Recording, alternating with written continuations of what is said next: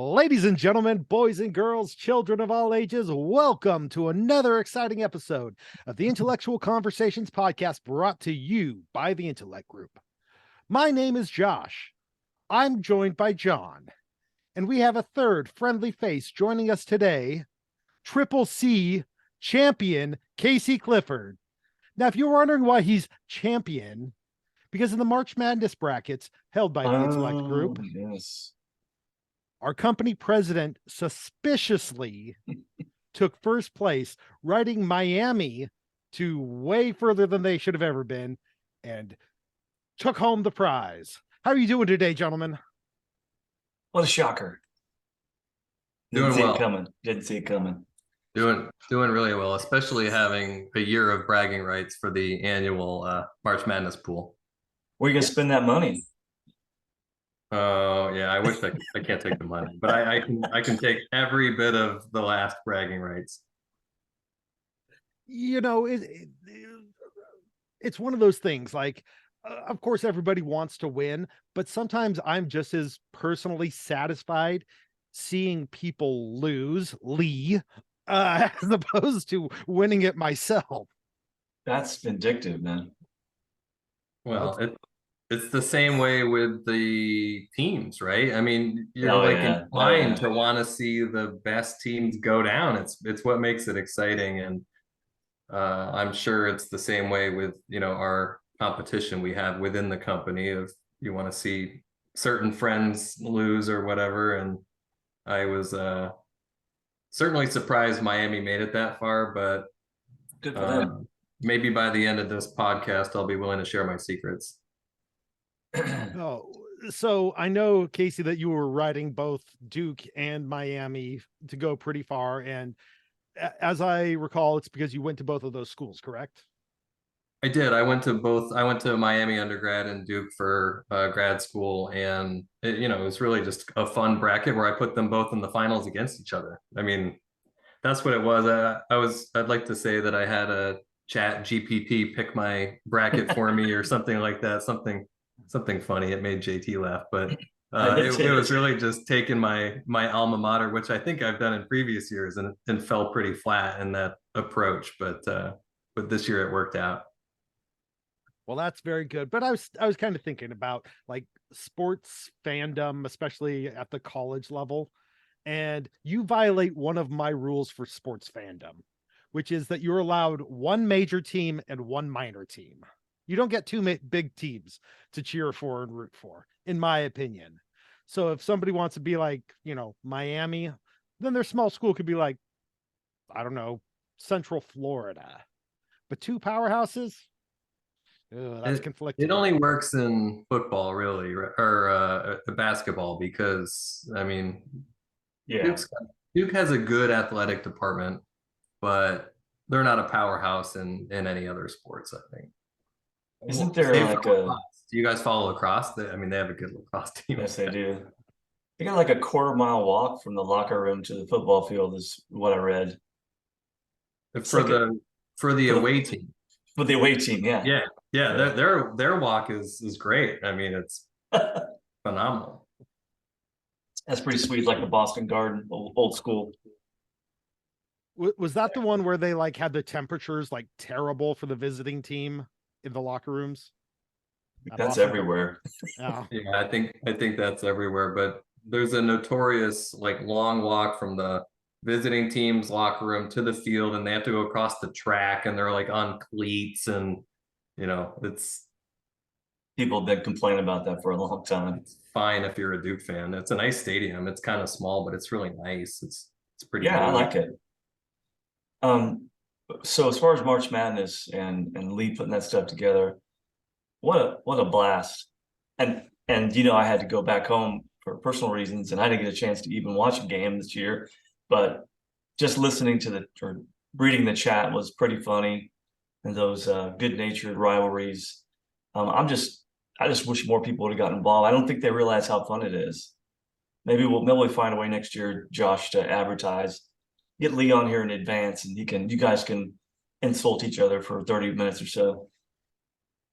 Yeah, I mean, I like Lee. He's great. He just, talks some smack, and And the one thing I will definitely say is he accepts smack being talked back. Because I don't Yeah, think he there's does. anything worse than the kind of people who will talk trash, and then the moment you do it back, then they like get mad about it. And I have a story about that if we have time for story time. I've But got time. okay, Here we go. so 2008, I was a technical sergeant in the Air Force, and I was deployed to Al Udeid Air Base in Qatar, working as the DGS liaison officer at the KAOC. And we were working in this area called the ISARC. And next to me sat the Global Hawk liaison. And at the time, the guy I was working on shift with, it was a captain for the Global Hawk. As the So Global ops, Hawk, right? So it's ops, not intel. yeah, pretty much. Yeah. So this guy loved to talk trash. And so, I mean, I'm very much the type like, okay, if you're going to talk trash, then I'm going to talk trash back. And I said something, and at some point, he looks at me and he says, Sergeant Hammerling, may I remind you that as a commissioned officer, I outrank you. And I looked at him and I said, Captain, may I remind you that I am an E6 and you are an O3, which means that the Air Force has entrusted me with 3 more promotions than they have you. And needless to say, I got a talking to from my lieutenant colonel, who was like, did you really say that? I said, yes, I did. He laughs and he's like, that's funny as insert expletive. Anytime you have to pull rank when you're, having good sports banter shows a lot of character.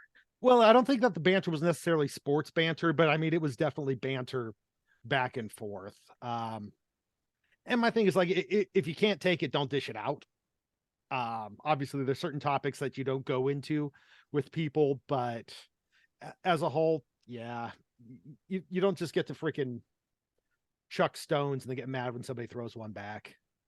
All jokes aside, though, I hope you help that captain because he needs somebody like you in his life early on. Yeah, no, I mean, we ironed things out. We had a decent working relationship. Never talked to him after that deployment, never had a reason to, but we move on. Maybe he took something from me. I took something from him. I'm not going to say what it was that I took. But he might be listening. highly doubtful. Okay, so let's if you guys don't mind, I'm just going to cover a little bit of the company business to begin. I just want to give a welcome to some of our new employees. Wanted to give a welcome to Mike, who is a video network engineer, and I believe it's pronounced Annalise, who is a project coordinator. Annalise. Oh, my mistake. But this time I helped you. Last time I was no help. Just last time. It's always good to welcome new employees and mispronounce their names. Hey, it's what we do here. We try hard. That's right. Like washing machines. Yes. When we talk about significant accomplishments, I want to give a shout out to David, who's celebrating 3 years with the company, and Matthew, who is celebrating 2 years. And for birthdays, we have Annie Lise, Brian, Robert, and Marco. So to all of you folks, welcome to the team. Happy work anniversary and happy birthday. Yay. It's a good thing. All right, so let's talk a little bit about business for a little bit. Casey, can you walk us through maybe some business trends, talk about developments and trends that you're seeing within the industry? Yeah, I mean, these things don't change on a daily basis, right? But certainly it's a tough market. It's one that we're all keenly aware of as far as the inflation and the job market and everything else. And that's something that we watch as a company. And believe it or not, our rates with the government are not usually renegotiable. So when we see a market that's going up where cost of living is higher and market salaries are higher, there's certainly a tension there, and that's something we have to that's our job to find solutions to that and figure out what's right and what's fair. And that's really what we're watching. Obviously, as government contractor. We're watching geopolitical events and other things of that nature that can affect spending and mission need and things like that. But it's right now it's more of an economic type trend, I think, that we're watching. I just saw today that inflation is down to 5%, which is the lowest it's been in a long time. Oh, So I didn't hear that. yeah, I guess you get the cheer. It's like you take the small wins. At least that's sort of trending in the right direction, and they haven't completely broken it yet, because that's always the fear of, you're trying to get inflation under control, and you have to break the economy to do it if you go too far. And so I guess that's today's good news on that trend, but something we're watching pretty closely. Hopefully, it continues to get better. Casey, more specifically in the defense industry, can you talk a little about what you've seen, military versus other departments in the government, or the customers that we do business with, in terms of, are they they spending a lot of money, or are things getting tight, or what have the rates been like in the last say 6 months or so, and how are things going? Yeah, I don't want to speak too specifically about it, because Sure. there's billions and billions of dollars being spent, so it's Right. hard to generalize. But I can say that we generally, there's some funds that get diverted to other places of need, and sometimes that can impact you, but we're not seeing like the budget cut type of issues or anything like that. In terms of rates, I think the challenge with market rates and kind of government spending and how much they're willing to pay for something is that it takes industry a while to catch up to what is the new market. So the government puts out a requirement, and they may have enough money to pay a market fee for whatever that requirement is. But if we're all fighting as contractors to, we think this other competitor is going to come in at a lower price, Yeah. there's still that tension where, companies are worried about losing based on price, because we all know that price matters, even when they say it doesn't. So, there's certain techniques you put into place to differentiate yourself and to make sure that your value is clear. But overall, to answer your question, I'd say it's sort of consistent recently with what we've been seeing, which is things aren't totally booming the way they were in the aughts period, but it's not a market to be concerned about either right now for us. Just a quick follow-up, specifically basically the things that we've done to try and, I don't say help our employees. For example, the EPA that we've been trying to get for our different programs in general terms. Yeah, EPA's economic price adjustment. There's areas where that's a viable request, and there's areas where it's not, and it's contract specific, it's customer specific, and it's up to the government when we issue that request to say no. And so these are things that we have. I mean, we've been looking at this stuff for a year, right? This isn't like oh my gosh, we're in Q2 now of 2023 and we need to start thinking about this stuff. This is stuff that's been going on for a while, and I think we're doing everything we can within the confines of what we're able to do and whatnot to take care of our employees. When we can't do anything, we're still looking at what can we do, right? And there's always a squeeze, but that is critical to us to find ways to make that work. And it may not be easy, but it's important. Appreciate it. Going along with trying to find ways to make things work, I think that kind of boils or rolls into like company culture. as a whole. So I was just kind of hoping that we could discuss what you both feel are the most important aspects of building a strong company culture. I I may have said this, I'm not sure publicly or not, but uh, in some instances with other companies, culture is words on a page, and it's very important that that never be us. So when we say this is our culture, that has to be true, right? And so that's number one. But for us, it's really just about being accountable. We've talked about that in previous podcasts, to ourselves, to each other.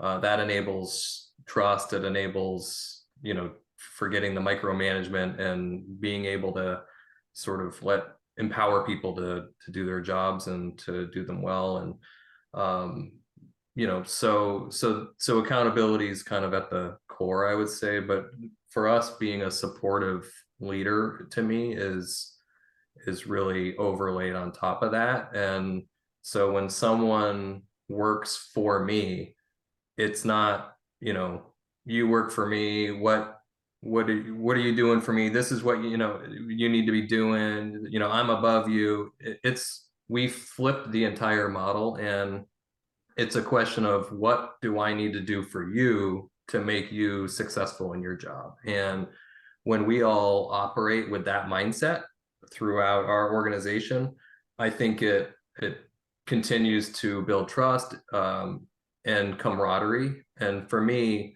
when you get the camaraderie going, where the people want to show up and work together, and they have fun together, and they appreciate one another, and they're respectful of one another, and even people that you would want to spend time with outside of work, that's when you really get that culture going. And I think that's what we have, and that's what we will always strive to keep. And there's, you know, as you grow, things change, you got to adapt. But to me, that's really what our culture is about. Yeah, I said it not flippantly, but quickly to start this. It definitely starts with you, Casey, and not lost on me that I impact the culture as well. So people that work for me, I just got to be positive. You just got to keep smiling. You got to be positive. My wife used to say, "Fake it till you make it," but I'm not faking anything. It's so much fun in this company. It's a blast. Even when I put pressure on myself, even when there's pressure on us all to perform at a high level, I'm having a blast. So I just hope the people that, you know, around us are having a blast. So to me, that's the easiest way to get a culture like that. My problem, my job is to, how does that find its way down from the program managers to the site leads to Josh? Josh Yeah. has fun all the time. So Every day. it wouldn't matter, but not everybody's Josh. So how do we get those people, site leads, to be on board and go, this company rocks? And they sort of, I always say, carry our water. It almost sounds like a negative thing, or like some sort of, yeah, they embody the culture of the Intellekt group. And if they do that, then we're reaching everyone, and then they're going to stay with us even when times do get tough. In some contracts, times are tough. So last thing I'll say on that is, you mentioned trust. That's what I think that's the crux of it all. To be a leader, you have to you know, earn that trust. And it's the only way you can earn that trust is to, you know, I just sort of like segue straight into leadership. I always do it. I'm like, I don't know what this is about, but leadership. Yeah, you know, we talked about this before, Casey. You know, you show them your blind spots. You know, nobody's perfect. So when you mess up, you know, laugh at yourself and then present it to the team and say, wow, how dumb was I on that? So they see you're human. You realize there's pressure on you to do well, and you messed up. So hopefully the next time they'll do the same thing, and they'll bring it forward, because we don't want that stuff to be hidden, do we? So so I just hope that you sort of bear yourself to people and you earn their trust that way. That's always been the way I've done it, and it's served me very well. Yeah, I mean, our values that we redid last year are a big part of it. It's all kind of interwoven. We're not in a big office space together every day where we can, do things that you may be able to do when you're all together. We're geographically dispersed. We have people supporting different customers and contracts and missions, and there's certainly limitations to how much can we do or how much influence do we have to make any one person's environment better wherever they happen to be sitting. But what we can do is foster an environment, at least within their company, that they trust their teammates. They know they'll be heard and listened to.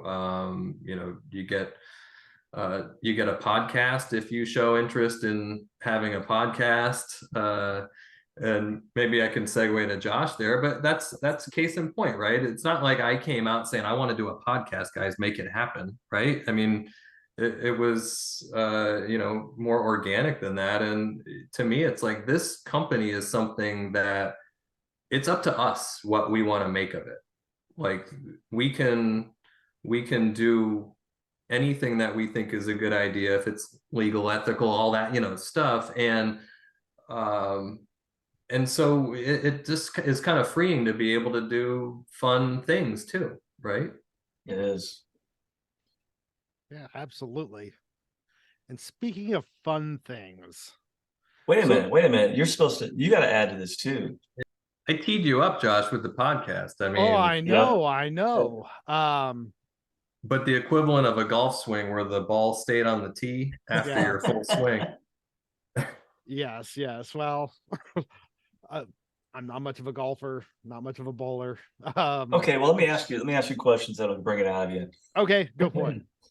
We obviously had a relationship before you joined the company, and you came on board, and we're chatting as we do. We're friends, and I know your background in, I would say entertainment, because I'm entertained by you, and then your YouTube channel and stuff like that. And I thought when Casey and I were always, the whole support staff's always brainstorming new ways to do things, and I thought, and I love doing podcasts myself, so I thought originally that we'll get you to do it, and then we had, some of our ownership, or some of the leaders said, we're talking about how they did it. We got some advice from another great company.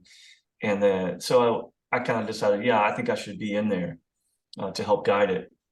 And so thanks for agreeing to it, first of all. And how cool are we that we're doing this? Okay, so number one, I am always happy to go into any sort of zany adventure with people that I respect and people that I consider to be my friends. That's the nicest thing I'm going to say about you for the rest of the podcast. Ever. Ever. So, when I think about leadership and what I'm looking for I'm looking for honesty, transparency, and opportunities for growth. I think that leaders enable their people and they provide them with those opportunities. So I was kind of wondering, from a career advice perspective, what are some tips that you both feel that people could use to advance their careers? When we talk about like career advancement, now obviously with contracting, it can be a little bit difficult because there's only the slots that the government has for people to have the opportunity to move up with, assuming they want to stay on the contracting side with the company. What kind of advice do you have for people who are looking to grow their careers, whether it be educational opportunities, community involvement that gives them a wider breadth of knowledge for career advancement, anything like that? Any tips? So I'll start. I'm a firm believer. You mentioned a few, which are good starting points. I'm a firm believer of education. It's never too late. I think it's important. It doesn't need to be to just check a box on your resume. I think there's always opportunities to learn and grow through education. So I think that's, I'm not one to give out advice here, but I think education is a good one. As far as what we do, uh, ideally there's some sort of, we bid and win government contracts, and then there's, ideally some sort of growth on that contract. Not always, possible, but different levels of growth, where if somebody uh, leaves us, then there's room to kind of move up, and we've done that before. From my seat, the best thing that we can do is be who we are, maintain our culture, be a great place to work, and grow. Because through the growth is where we have new opportunities. I mean, if we stay the same size for the next 10 years, that's okay, right? From a, you can kind of stay status quo as a company, but your opportunities are going to be through attrition and not through new opportunities. So for me, and I'm sure you guys know this, but we want to grow. We want to grow the right way. We want to grow with the right clients. We want to grow in the right areas. It's not growth at all cost, but we want to grow. And that is what will create upward mobility, opportunities. The first place we always look is inward on, is there an opportunity to move up? And I'd say advice to do that is to do a great job, right? And what you do, be a pro in everything you do. Make it a slam dunk, right? I mean, that's what I would say. I'll just I'll add on maybe from a lower level perspective, or an operations perspective. Yeah, we get an opening, and the first thing we do is we look at our pipeline, and our pipeline is maintained by the recruiter, and they include employees that have a desire to move, have a desire to do something different. Program managers are always talking about it in our teams chat. So and so looking to do this, and so and so is looking to, name the certification, name the different type of skill sets that they want to get. And I don't want to say routinely, we probably don't use it as much as what is available to people.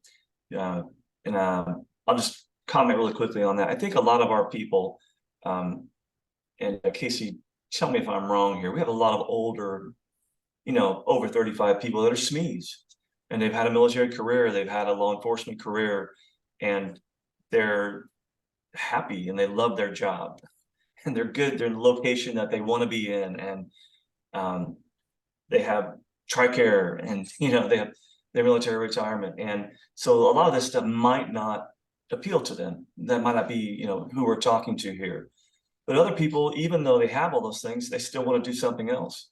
And I think we just talked about culture, and I hope that's why people want to do it, because they see how we operate on a business level, on a support staff level, and they go, I wouldn't mind being part of that team. So just a little aside there, but yeah, we look and see who wants to do something. We just had a position open that we got a resume from an employee, but unfortunately that employee didn't say anything, didn't, to the program manager. So we couldn't consider her because we already picked somebody. We'd already hired somebody. But if I'd have known that she was interested, then we would have grabbed it and looked at it immediately. Because Casey, his orders are very simple. If we can we can hire from within. If we can promote from within, that's what we do. So anybody that's listening to this that impacts or affects how you look at this, give me a call, give a program manager a call, whoever you need to talk to, and I'll expound. Speaking about growing from within, I got a wild hair a couple days ago and started looking at the player cards for many different people in the company. Yeah. And I just wanted to point out that Casey's still lists him as a program manager. So you might want to think about updating that one. Wow. Well, man, that's extreme accountability. I think what JT would confirm is that I do have accountability. It is literally on my to-do list. Unfortunately, reviewing the proposal and doing some banking stuff and these other things are taking priority over updating my player profile, but it did come to my attention that mine is severely outdated. So I'll be working on that. And you can hold me accountable for the next podcast that I'm on. You can check it. That sounds fantastic, because if you don't, and it gets left up to my creative decisions, you'll have a new card up there. That's okay. I'm willing to live with that.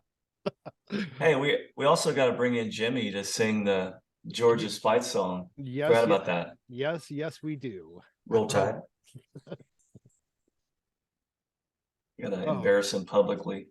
Well, we're just one of those, don't let your mouth write checks, something along those lines. It's a pretty good bet, though. They're gonna win the national championship every year. It's good money. I mean, there's 120 Division 1A football programs. Now, I'm not going to say that their odds are 1 in 120. They're obviously much better than that for the Alabama. 1 in 4. Yeah. Yeah. But all it takes is one off week, and those odds are greatly reduced. Yeah, you're right. But but that's kind of why we watch the game.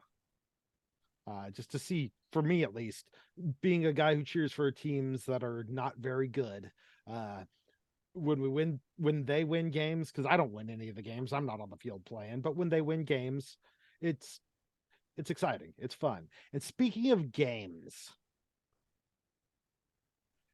I just wanted to get your opinion. So I was talking to one of my kids about arcades, and like the whole idea of an arcade that you would go to, with a $10 bill or a $5 bill or a $20 bill to get quarters. And it was just a giant room that was set up with nothing but video games, and not like Dave and Buster's where, they have games, but it's really, the games are just an additional money maker on top of the food and the bar. But going to an arcade specifically just to play games, that was the only reason to go, was like a foreign concept.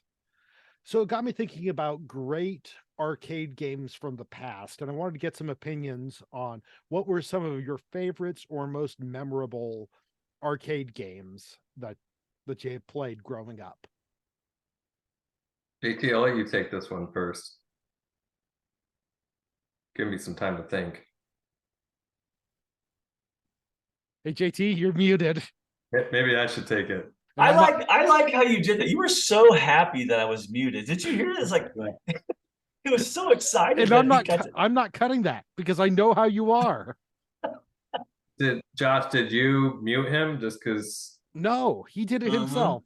That's what it is. I don't have the ability to mute people that I'm aware of. Let me see. No, you were worried about his phone going off again? No. I didn't realize that as the host of the meeting, I did have the ability to mute people. So that's a new revelation. Yes, I am learning and I am growing every time we get together on this podcast. Oh, goodness gracious. That's what happens. All right, let me answer this question so you can stop talking. Oh, by the way, I had my phone out earlier because work was calling, so apologies for having my attention diverted.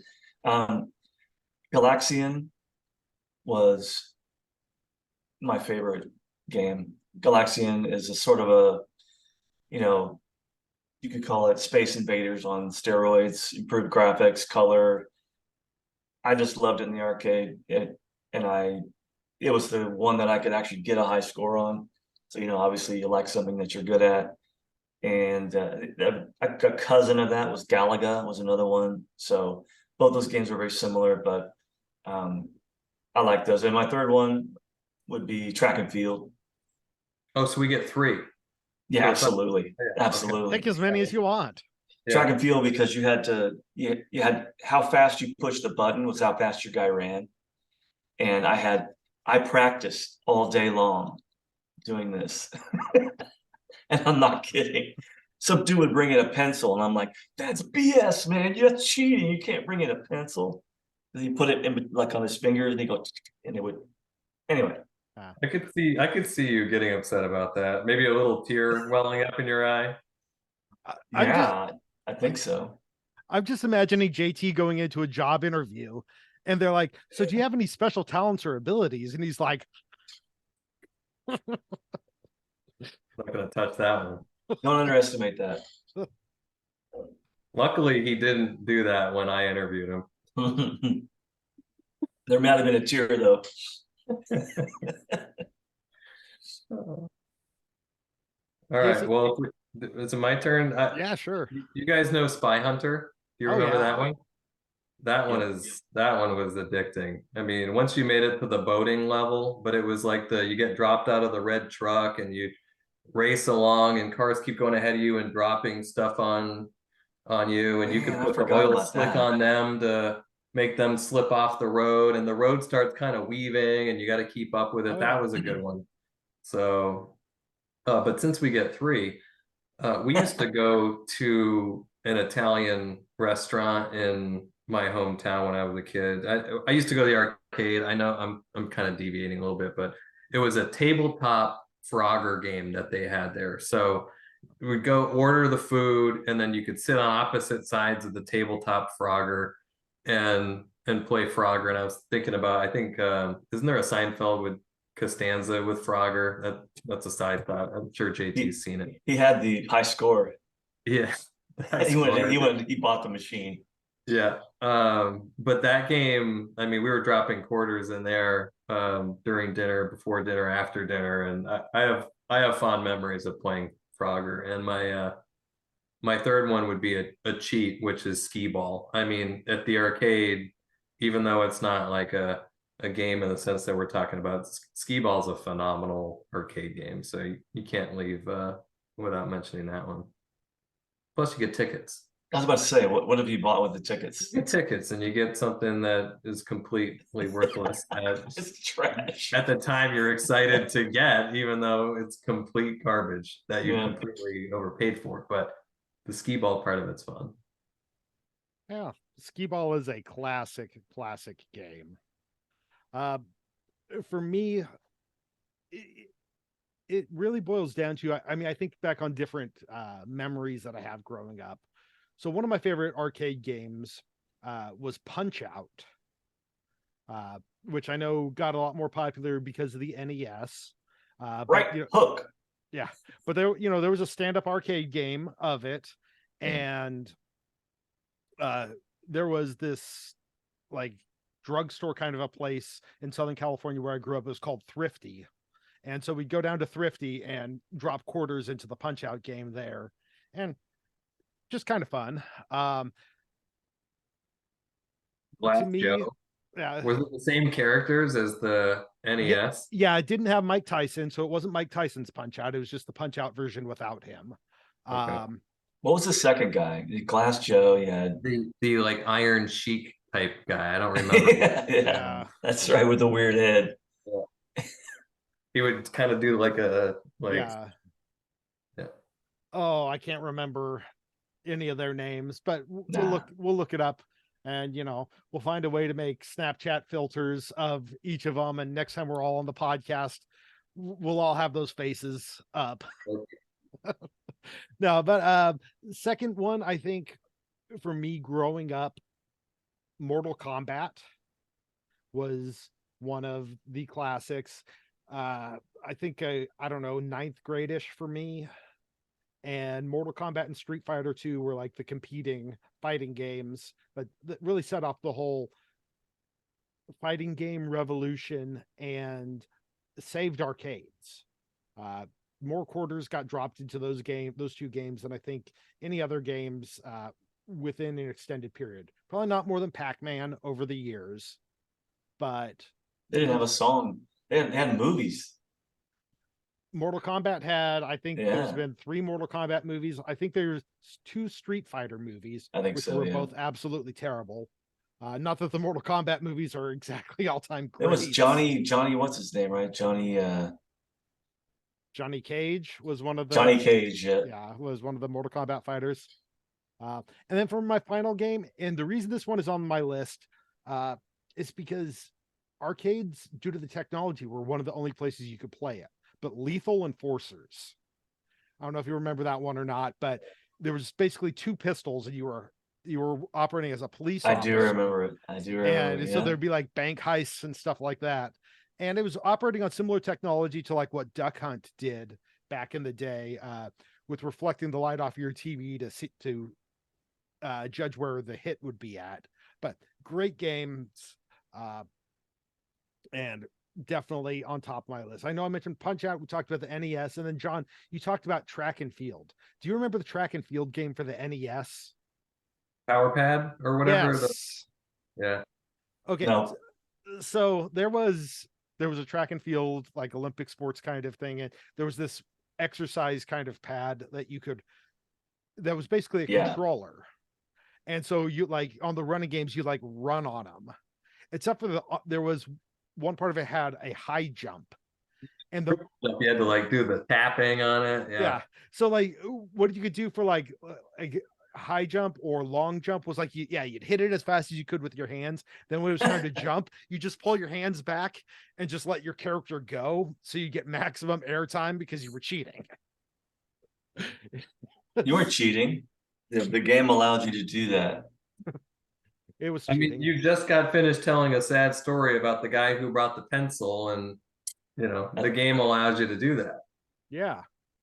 And that's Ooh. fair. That's a fair criticism. Oh yes. It's not criticism. It's just pointing out hypocrisy. That's Yeah. It will get comfy. It's pretty constant with me. Yeah.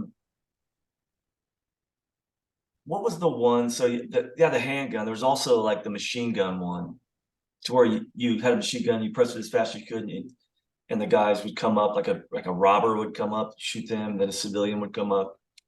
Oh yeah, I don't remember. like the Hogan's Alley stuff. I mean, That could be Hogan's Alley, yeah, something like that.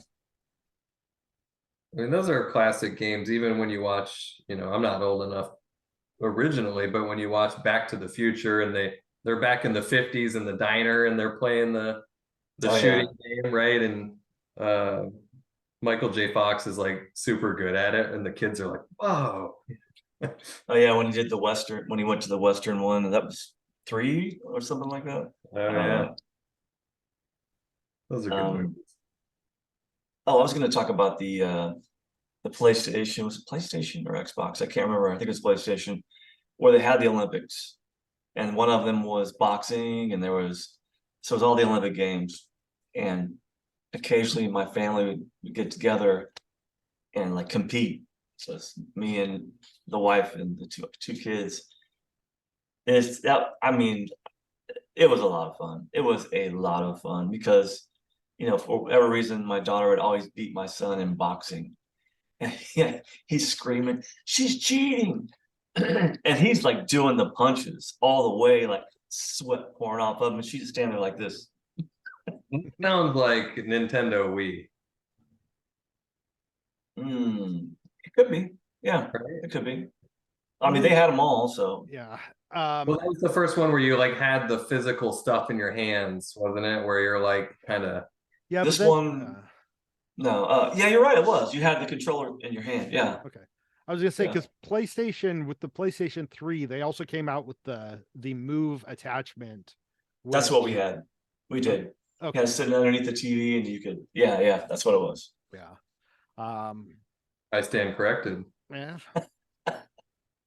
PlayStation 3 wasn't that long ago, so we're not talking ancient history here. We went from like 80s video games to like mid 2000s. Yeah, 6-8 years ago. Yeah, I guess it wasn't that long ago, but it was funny. 2005. For real? Yeah. 2005. I am almost positive, because I know that I bought an Xbox 360 in 2006. There's one way to find out real fast. Hold on. When was the PlayStation 3 released? November 11, 2006. Oh, okay, so you win. I don't know what I win besides the old Olympics. I mean, you win being right. Yeah, I mean, we're on the PlayStation 5 now. It's pretty incredible how far technology has come, and how far it continues. to go. I don't know. Sure, except they still take a long time to load, even though technology's come a long way. At least Yeah. we have a PlayStation 4, and I mean, it's amazing to me how long it takes it to load sometimes. With I don't have a PS4, but I have an Xbox One, and it requires all of the games to be installed onto the hard disk. It's like if you're making me install this thing from the hard, or off of the physical disk onto the hard disk, it should speed up the loading time significantly. But no, some games will take 45 seconds, a minute. I mean, since we're on the topic, we can cut this out if you want to. Have any of you played anything that's online? We did do the Mario Kart online like long time ago, where we'd play with friends that were not local to us, right? And Yeah, that's kind of fun because you know how that game is. Like things can get it is pretty fun. competitive, and it's funny. So, like when you say online, John, are you talking like MMOs, like World of I was Warcraft? yeah, I was thinking about MMOs. Yeah, Okay. Well, if you're I asking don't even about know what that means. What's an MMO? massive multiplayer online. So Okay. when John feels like being a wizard or a paladin or a ranger, he just fires up his favorite games and he puts on his robe and his wizard hat and he sits at his computer and just types away. I can picture that. I can also, he lives in Williamsburg for a reason, and he can just put all that stuff on from his closet and go down to the downtown area, and no one will tourists know. will wave at him and give him money. Yeah. So John's got that small door that's right over his shoulder, right? People under the stairs. Now, I don't know if it's like where you're keeping Harry Potter or if that's just stuffed full of like costumes. There's a costume in there that I wore to my retirement ceremony, but not ceremony, party. But no, it's got Star Wars memorabilia that I have nowhere to store or put on the wall. Yeah. Basically, it's a storage area. There's another The one on the door other has side. been addressed, but more to follow. With what? The door? Yeah, Yeah, like it's a storage. it's kind of like when you do those old shows like about your house, right? Where they invite, oh, come on in, let me show you my house, and the camera walks through. Like, what was that show called on like MTV? Yo, MTV Cribs. Cribs. MTV Cribs or something like that. You can Yeah. take us through. Like, we can walk through. Absolutely. See the door. We'll do that next podcast. Yeah. Which will be spelled PODCAST, by the way, Josh. Oh, got it. Are you with it? I'm in. Okay. All right. So, do you have a full Darth Vader costume? Is that what you wore to your retirement party? I didn't want to wear the helmet because I wanted to be able to talk to people, but I was basically Anakin when he turned. Okay. Spoiler alert. You should. My bad. Yeah. So I will ship you a USB lapel mic so you can just do a whole podcast episode dressed in full costume. Absolutely. Are you kidding me? Casey, now that we've gone public with this podcast, do you have any guidance for us moving forward on how you want us to essentially cover topics, proceed, knowing that a lot of the folks in our industry will be watching? I'm sure thousands. Tens of thousands. Mm-hmm. No, I think, for us, it's always going to be geared toward our employees. Yep. And we are public facing, and we're sensitive to that. And, we're here to be ourselves, right? Authenticity is one of our values. What you see is what you get with us. We're going to be ourselves. We're going to have fun.